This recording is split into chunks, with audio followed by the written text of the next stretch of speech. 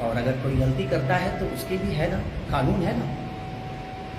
अब तो बहुत दिन बर्दाश्त मैं भी कर लिया, अब चीज़ें नहीं हो पा रही है कि जब घर तक बातें चली गई, हम इतने कमा कर ही क्या करेंगे जब हमारे परिवार का सम्मान दुनिया नहीं करेगी। कुछ लोग नहीं करेंगे, दुनिया तो करती है, तो ठीक है ना।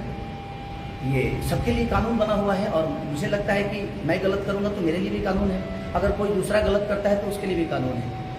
तो मैं जी कर ही क्या करूँगा जब मेरा सम्मान कुछ लोग नहीं करेंगे। अब जब हो गई है तो कोई बात नहीं, कानून है सबके लिए।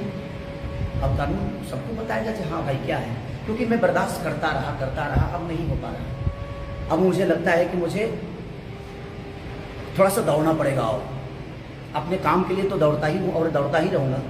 इससे पीछे मुझे कोई नहीं कर सकता, क्योंकि मुझे मेहनत करने आता है।